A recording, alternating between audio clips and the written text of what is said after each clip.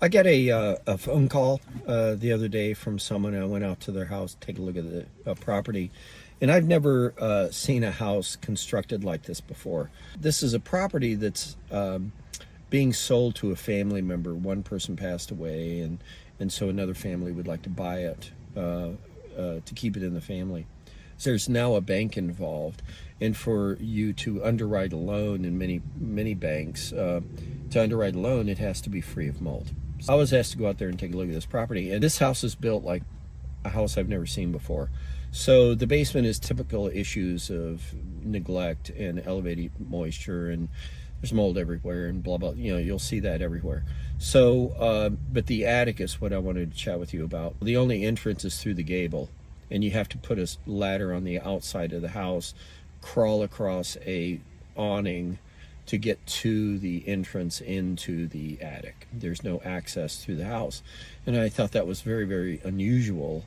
Most of the time you do go through a closet or something.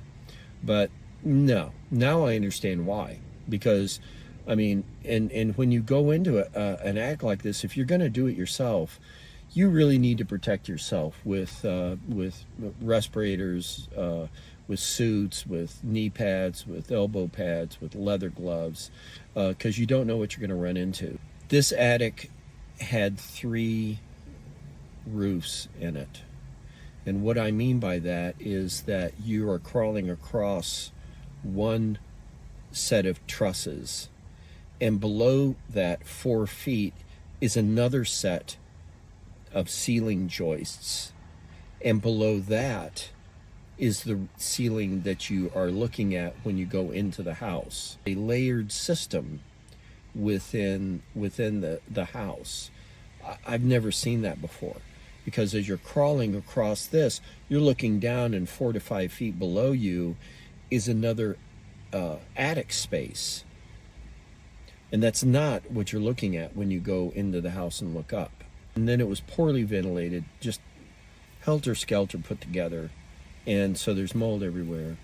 And so I don't know if I'm going to be able to help them, because if the bank has an expectation that all of the mold in the attic is removed, this isn't going to happen. Unless they're willing to spend so much money, it's almost worth the value of the house. And that's one of the things I wanted to mention, is that when you're buying a house, you know what the price of the house is, and then you have to create a itemized list of all the things that you have to spend. So if you buy a house for $100,000, let's say, and you have $60,000 in all of the things that need to be done to fix it, why not just look for a house that's worth $160,000 that's in really, really good shape? I mean, why not go that way instead of spending the next 3 to 4 years trying to do this? So I want to also mention, the only way that this was discovered was because I got on the suit and the knee pads and the elbow pads and the respirators. You could not tell what the construction issues were unless you crawled in and you got dirty.